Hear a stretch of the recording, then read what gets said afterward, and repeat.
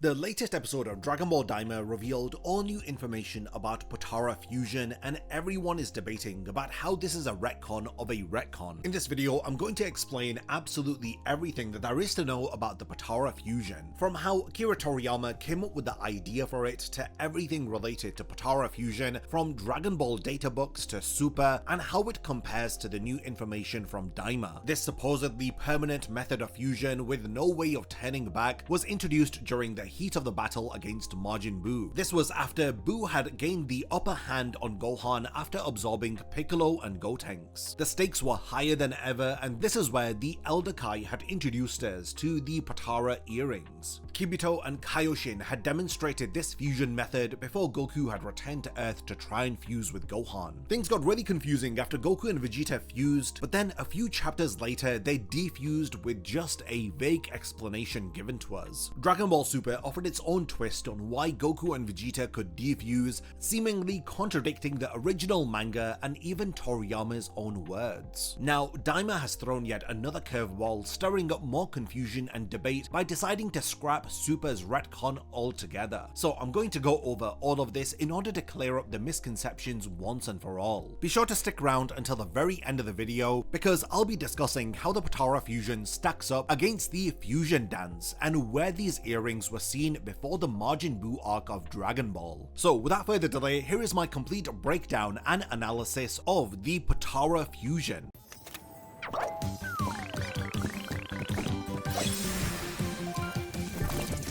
The entire idea of fusion within Dragon Ball was actually suggested by Masakazu Katsura, a fellow manga artist and friend to Akira Toriyama, who helped Toriyama, who was struggling with a new way to give the characters a power-up that was more than just a normal Super Saiyan transformation. In an interview within Daizenshuu number 6, Toriyama revealed that as a concept, there is nothing stronger than a Super Saiyan. This is where Masakazu Katsura had told him there's no choice but for them to fuse.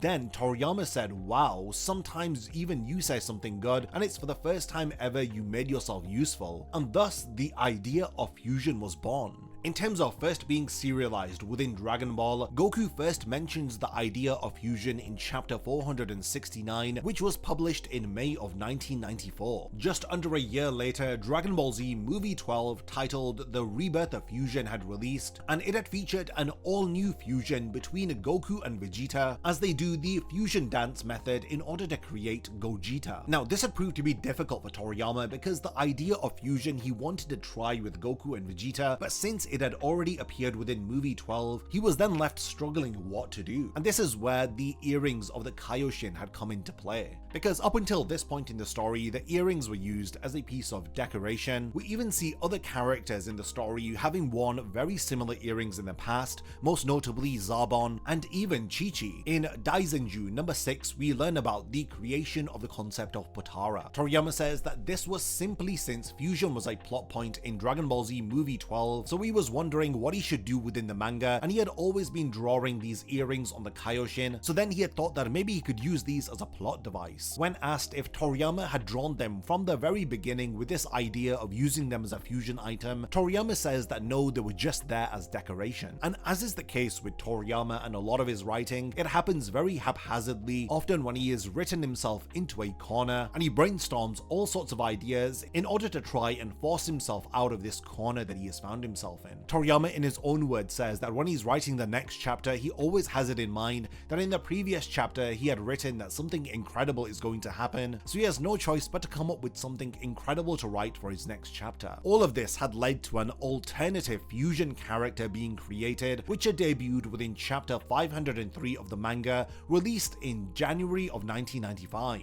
Interestingly, in the promotional text at the bottom of chapter 503, when it was first published in Weekly Shonen Jump, they had actually written that the readers would see Gogeta in the following chapter. In the next chapter, instead of being called Gogeta, this fused character had referred to himself as Vegito. You can see that the idea of fusion originated in April 1994 or earlier, when Masakazu Katsura spoke with Toriyama. Then in May 1994, the concept of fusion was introduced in chapter 469, 1999, Gotenks debuts in chapter 480 released in July 1994, and somewhere between May 1994 and before the end of the year, production had started on Dragon Ball Z Movie 12, which had featured Gogeta. Now, Vegito debuts in Dragon Ball Manga chapter 503 in January 1995, and in Weekly Shonen Jump he was initially teased as Gogeta, but Toriyama had changed this in chapter 504 in order to set his manga apart from what was going on in Movie 12, because Movie 12 would then debut in March of 1995, featuring Gogeta as the big surprise character at the end of the movie. So in chapter 501, when Elder Kai sacrifices his life so that Goku can return to Earth, before he is about to teleport, Elder Kai tells him that he doesn't think that the two of them can do it together. This is where Goku has the idea to fuse with Gohan, but here he is implying to do the fusion dance. Elder Kai says that he doubts that Buu will wait for them to do the entire dance, as he then offers an alternative by removing his earrings, telling Goku to clip the Potara earring onto his left ear. He then tells Goku to give Gohan the other earring and for him to place it onto his right ear,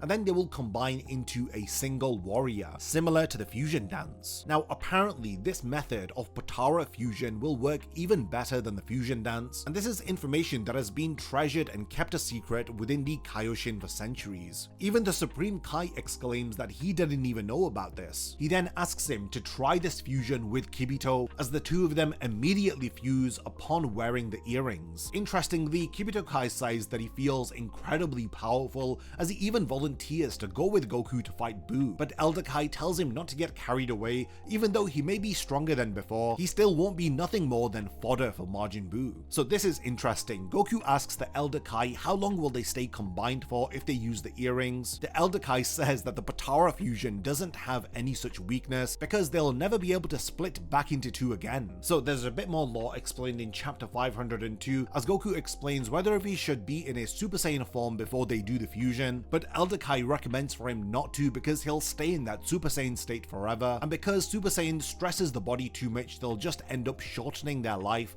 after the fusion has taken place. So it's better to just fuse in their normal states and then turn into a Super Saiyan after the fusion. But he's so confident with the Potara Fusion that he says that the two of them don't even need to transform into a Super Saiyan in order to beat Majin Buu, because they'll be that strong. Additionally, the Potara apparently can only be used once in your lifetime, and this is where we learn that the Elder Kai is in fact a fused being when he accidentally ended up fusing with an old witch, and this is what had allowed the Elder Kai to use magic in the way that he does. In chapter 503, Goku introduces the concept to Vegeta, telling him to put the Potara earring on his right ear and they'll combine to become an unbeatable warrior. When Vegeta eventually agrees to put the earring on, Goku warns him that once they fuse, they can never split apart again. Sure enough, after they fuse, this new warrior introduces himself as Vegito, as he immediately transforms into a Super Saiyan within the manga. In chapter 506, when Vegito is absorbed by Majin Buu, we see that he has a force field around him which prevents him from being completely absorbed, as he's able to move around in Majin Buu's body without being assimilated with him. By removing the force field, it immediately results in a Vegito defusing as Goku and Vegeta split out and defuse. So Goku says, "Why did we split in two again?" and Vegeta is just as confused, as he once again reiterates that he was told that they could never separate. Vegeta is more than happy not to be fused, as Goku tells him not to take the earring off, as he's confident that they will be able to fuse again once they're outside of Buu's body. And apparently the reason for them diffusing within the body of Majin Buu, which Toriyama had explained, is because of the nasty air that's within Buu's body. Despite Vegeta destroying his earrings here, there are multiple attempts for Goku and Vegeta to try and fuse again. In chapter 508, before Kid Buu is about to destroy the Earth, Elder Kai tells Kibito Kai to teleport there and to give them his Potara earrings. In chapter 509, when Goku and Vegeta are on the planet of the Kais, Elder Kai brings this up again as he says to give them the Potara so that they can combine again, but this time even Goku says that he's going to fight Buu without fusing. He says that it's not his style, as he kind of feels like it's cheating to fuse with Vegeta, as Goku wants to rely on himself because Buu is fighting on his own too. Vegeta's proud of Goku here, telling him that he's spoken like a true Saiyan, as he once again crushes the Potara earrings, leaving them with no way to fuse now. Goku does kind of regret this in chapter 510 when he runs out of energy and tells Vegeta that he needs a minute in order to gather enough power, and he even says that the Potara Fusion would have been able to defeat Buu, but he was trying to act too cool in the moment, as he thought that fighting Buu on his own would have been better. better. Now, chapter 510 is actually the last time the Potara earrings are mentioned within the manga. In the 1995 28th edition of Weekly Shonen Jump, we learn new information about Vegito and Gogeta, as the differences between the Potara earrings and the fusion dance is explained in detail. So apparently it's explained that by unifying the spirit of two of the strongest characters and merging them together, the fusion dance will offer more of a better balance and will be able to draw out more of their power to the maximum of their potential. Therefore, in a short fight lasting for 30 minutes or less, Gogeta would most likely beat Vegito, but if it's a long endurance-based battle, then Vegito would most likely win. This now brings us to Daizenshuu number 4, which reveals an item directory of different items within Dragon Ball. Now, this was published in October of 1995 after the Dragon Ball manga had ended, and this is the information that we learn about the Potara from this entry in the Daizenshuu. So it's stated here that the Potara fusion is stronger than the fusion dance, and apparently the merged person will only be able to split upon touching the air inside of Buu's body. So from October 1995 all the way up until December of 2015, the lore about the Potara earrings had remained unchanged. But everything had changed within Dragon Ball Super Chapter 7 of the manga, which was written by Akira Toriyama and drawn by Toyataro. During the God of Destruction Champa arc, Goku meets the Supreme Kai and Kibito. So here, apparently Goku meets them for the first time since the Buu arc, and he's surprised to see that the two of them have been separated. Now here it's revealed that they had made a wish upon the Namekian Dragon Balls in order to be separated. So at the time that this had released, the Dragon Ball Super manga was actually ahead of the anime, because the anime had gone back and started to adapt the Battle of Gods movie and the Resurrection F movie into their own story arcs for the anime. So it's for this reason that there was a gap of time before this was actually adapted in the anime. While Chapter 7 was released in December of 2015, it ended up being adapted into episode 32 of the Super anime, which had released in February of 2016. So the explanation given for as to why the Supreme Kai and Kibito had defused is pretty much the same as the manga, as it's once again revealed that they had used the Namekian Dragon Balls to separate. The Potara earrings are next brought up within episode 54 of the Super anime released in August of 2016. This is when Gowasu, while he is training Zamasu, gives him one of his green Potara earrings, telling him to put it onto his left ear and not on the right one, as Zamasu rightly guesses that if he were to put the earring on his right ear, then the two of them would merge together. Gowasu clarifies that they will become a single, powerful Kaioshin, but apparently they will never be able to go back to the way that they once were. In episode 64 of Super, released in October of 2016, we see Zamasu and Black use the Potara earrings to merge into a single being called Fused Zamasu. Fused Zamasu proves to be too powerful for Super Saiyan Blue, Goku and Vegeta, as they are left with no other choice but to fuse. But before this happens, we get some retconning of the Potara earrings. Goku suggests that they need to use the Potara earrings to combine into a single warrior. Vegeta isn't too keen on the idea, as the Supreme Kai removes his earrings, readying for them to fuse. Goku then asks Gowasu to clear some information about the Potara earrings, because he was confused about something from the last time that they fused. He explains that the Elder Kai told them that they would never be able to split again, but they did. He asks Gowasu how was this possible, so Gowasu throws the handbook out the window as he explains an entirely new reasoning, stating that Potara earring fusion is only permanent for Kaioshin, and if mortals were to fuse with the earrings, then it only lasts for a single hour. With this, Vegeta reluctantly puts on the earring on his right ear, as he's willing to fuse only for a single hour. Now, episode 66 of Super released in November of 2016, and it took quite some time for the future Trunks arc to be adapted into the manga, because Zamasu and Black ended up fusing in chapter 22, which was released in March of 2017, as they become the powerful warrior Fused Zamasu. Just like in the anime, both Goku and Vegeta struggle against Fused Zamasu, and this is all the way up until the point the Supreme Kai has the idea to give his earrings to Goku, stating that the two of them can never lose if they become Vegito, as Vegeta reminds Goku that he is never going to fuse with him. Goku hands the earrings back to the Supreme Kai, apologizing, as he once again says to him, just like he did in the Buu arc, that the two of them want to fight with their own strength. Now, Gowasu intervenes as he is confused as to why they had refused the Potara fusion. When it becomes obvious that Fused Zamasu is just toying with both Goku and Vegeta, Gowasu says that Goku just needs to last against Fused Zamasu for one more hour, but from what he sees, it's going to be difficult for this to happen. Trunks is confused by what Gowasu means by 1 hour, he elaborates that the fusion between Black and Zamasu will be nullified once the Potara loses its effect in an hour. Vegeta is shocked to learn that the fusion isn't permanent. Now, here in chapter 23, released in April of 2017, Gowasu explains that the Potara fusion is only permanent between two Kaioshin, and since Zamasu was not officially appointed as a Kaioshin, it means that the fusion with him and Black will only last for 1 hour. So Supreme Kai actually links this back to the manga, as he says that back when Vegito was absorbed into the body of Buu, the fusion was nullified due to the time limit and not the air within Buu. He's shocked to learn this, as he says that he didn't know that. So the anime introduces the idea of mortals having a 1 hour time limit with Potara, and the manga actually links it back to the Buu arc, stating that Goku and Vegeta defused within Buu's body because of a time limit and not because of the air inside Buu's body, which was the original explanation in the manga, as well as the databooks and from Toriyama's comments. So this was the retcon of the Potara earrings that people had become accustomed to from the Super manga. In the same chapter, Goku and Vegeta do end up fusing, but it doesn't last long, as Vegito, while in Super Saiyan Blue, ends up defusing. Gowasu explains that it's probably because the two of them were so powerful that the fusion was unstable. Now, in terms of the return of Vegito to the manga, Toriyama did not initially plan for Vegito to return for the future Trunks arc of Super, as this was in fact an addition made by Toyataro. Toyataro explains that fused Zamasu in the original draft of the manga wasn't all that strong of a character.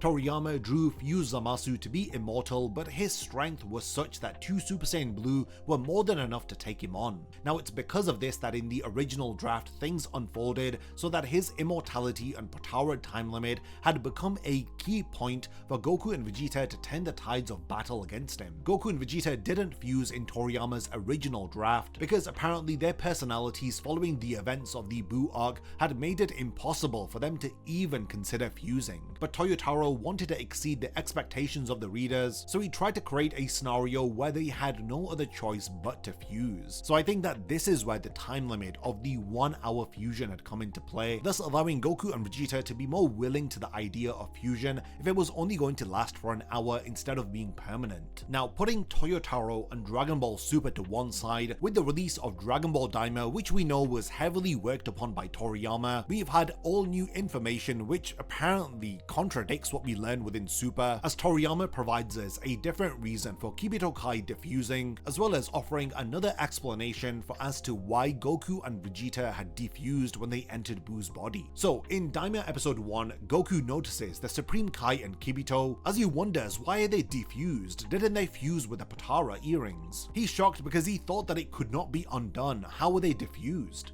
So the Supreme Kai explains that both him and Vegeta used the Potaras, but when they were absorbed by Majin Buu, for some reason the Potara fusion was undone and they split apart again. So remembering this, the Supreme Kai had asked for help from Majin Buu in order to try splitting with this method. So Buu elaborates that he had inhaled Kibito Kai, and when he spat them out they were separated. Kibito clarifies that it appears that Majin Buu's body produces a very mysterious gas which can reverse a Potara fusion.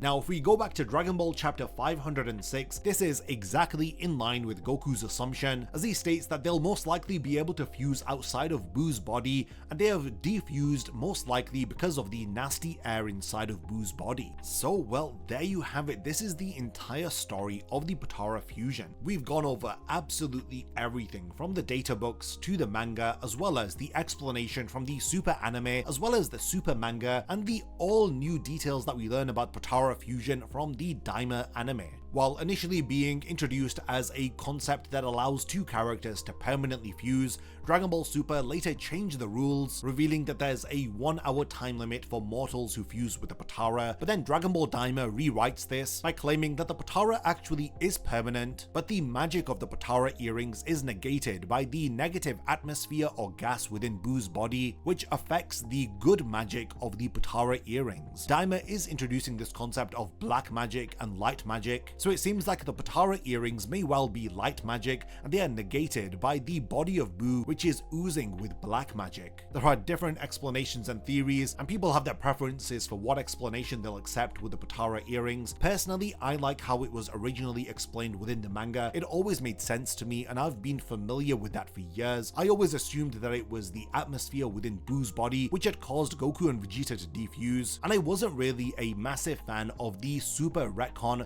which had placed a 1-hour time limit on the Potara earrings. But again, all of this is a matter of personal preference. Do let me know what you guys think about the Potara earrings and the Potara Fusion. Do you guys like the explanation provided by Dragon Ball Super, or do you like that Daima has gone back and retconned everything from Super and has instead followed the explanation from Toriyama's manga and the Daizenshuu? It took me quite a bit of time to research everything for this video, as I wanted to be as thorough as possible before making a video on this topic, because it's so hotly debated amongst the fandom. I do look forward to reading all of your thoughts about the Potara Fusion, so definitely continue the discussion in the comments. And lastly, thanks for making it to the end of this video, and I cannot wait to see you in my next Dragon Ball video. A massive thank you goes out to all of my amazing Patreon supporters for helping to make this video possible. If you also want to support the channel and see your name in the end of my videos, then check out my Patreon, which has loads of perks like early video access and so much more. Thank you for sticking around till the end of the video, and whatever you contribute will mean a lot to me.